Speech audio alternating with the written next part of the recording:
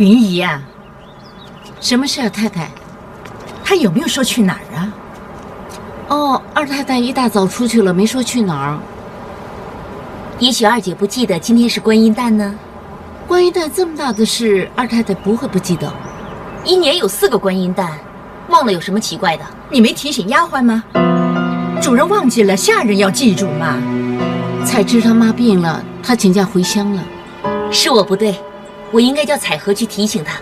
大姐，你也别气了，你诚心礼佛，我们这么多人加起来也不如大姐你一个人虔诚啊。菩萨有灵，不会怪我们的。你的嘴最甜了，不过这口气我真咽不下去。太太啊，其实差不多到了，我们还等不等啊？不等了，上香。老爷，二妈，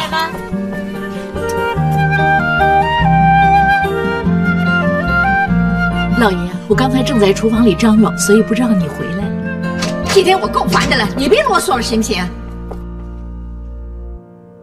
老爷，在上面干什么呢？下来吧，快开饭了。正要下来喽。太太，怎么样？没事吧？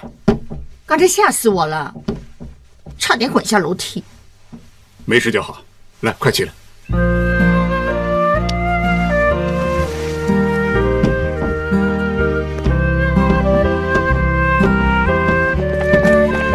妈，你没事吧？没事扭伤，有没有扭伤脚？我就知道今天会出事，一定是菩萨觉得我不够诚心。来，有什么事坐下之后再慢慢说。是啊，大姐，先坐下再说吧。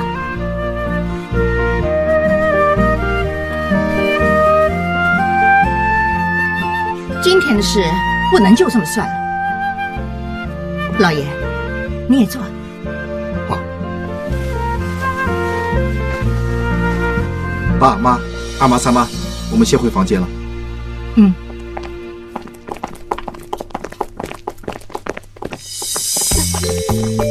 当然别躲开了，趁这个机会学学爸怎么摆平啊！妈那么生气，到底是什么事啊？二妈今天没去观音庙烧香拜神呢。不是吧？大姐呀，菩萨要怪就怪我了。今天是我疏忽，忘了要去观音庙，所以我特意叫厨房准备了一些斋菜，希望能合你胃口。观音诞1年只有4次，这都会忘，真那么难记吗？这时候应该是三妈出口相助了。其实是我不好才对。彩芝回乡下了吗？我应该叫彩荷提醒二姐。如果我说了，这次的事就不会发生了。只要稍微对家里的事上心，就算别人不提醒。跟着就轮到爸爸出马了。其实这次的事是我不对，是我叫尔嫣陪我吃饭。大姐，我实在是罪过。我不是要刁难你啊，二妹。不过我身为大姐，是有责任敦促2个妹妹安分守己的。现在少了一炷香，妈跟二妈有火药味。责怪我不知道。放心吧，有三妈在场。是的话，我怕有人担当不起。大姐一向都很公道，把我们当亲姐妹一样教诲。我想经过这次的事之后，就算二姐再忘了，我也会记得提醒她。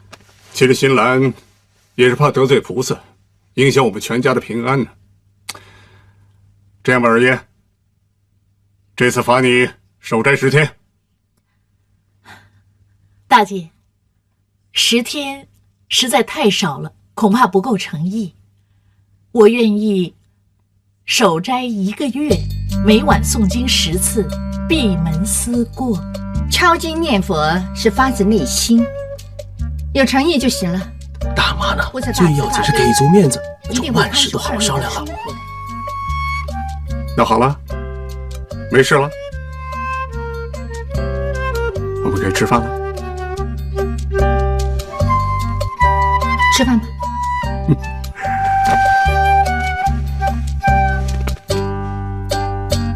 爸看见了，别藏了。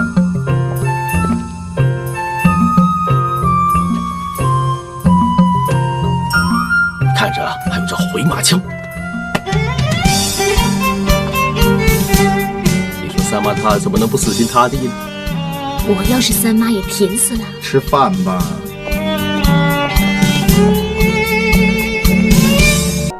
帮你买一些最漂亮的珍珠，找最好的工匠，再做一串喽。做的怎么一样？已经不是以前那条了。清朝父王，这个格格不过虚有其名，地位反而不如钟家的二姨太。枉我白白宠爱你这么多年，原来你一直都不能消除心头之恨。我早想通看化了，不过有时候一想起来就会愤愤不平啊。但我知道，不管怎么受委屈，也有个华人大壮可以帮我出口气嘛。所以你就有恃无恐了，是不是？我分得很清楚，钟太太只有一个，而我始终还是钟家的二姨太。但是，在那么多个太太里啊，我最疼的是你嘛。知道。这里呢，就是宴会的细节安排和一些嘉宾的名单。其实老爷呢，早已经安排好一切了，我们就照他的意思做吧。这次不是白几围那么简单，二姐她真有面子。三妹，我知道你怎么想的，也许下一次轮到老爷哄你呢。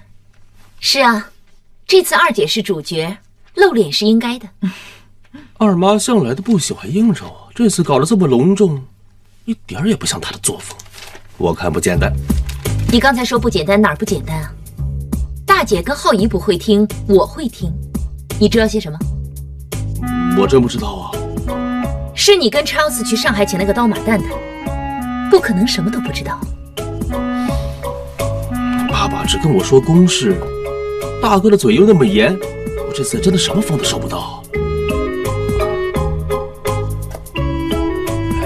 不过我可以猜猜。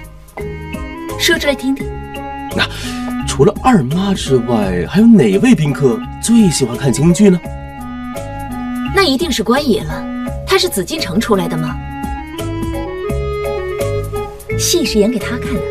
我这是瞎猜的啊。哼，一年只有一天生日，却变成做生意的手段。就算戏演得多热闹多好看，我也不稀罕。先喝杯茶。我斋期还没过，你就带我来吃荤，也就是要我破戒了。万一钟家出了什么事，我担当不起。用不着你担当，两个人一块儿。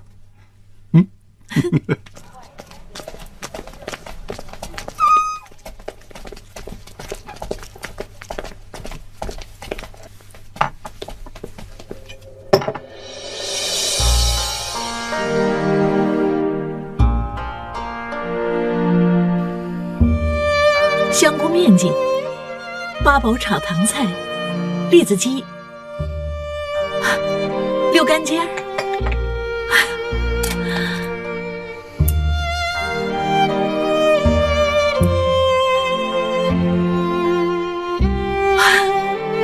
怎么味道跟宫里的一模一样啊？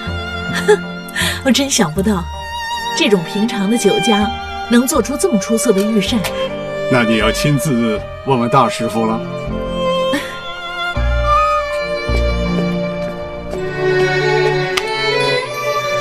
奴才向尔嫣格格请安。免了。谢格格。厉总管，不用行这么大礼，这儿不是紫禁城。很久没见，你还好吗？托格格洪福，奴才在芜湖开了间饭馆，生意还不错。奴才以为今生再没机会重见格格了，所以当钟老爷派人来接我，说要为格格做顿御膳贺寿，我就立刻答应了。连宫里的御厨你都能找到，我想你一定花了很多心思。请格格跟钟老爷慢慢享用。谢你海群说，告辞。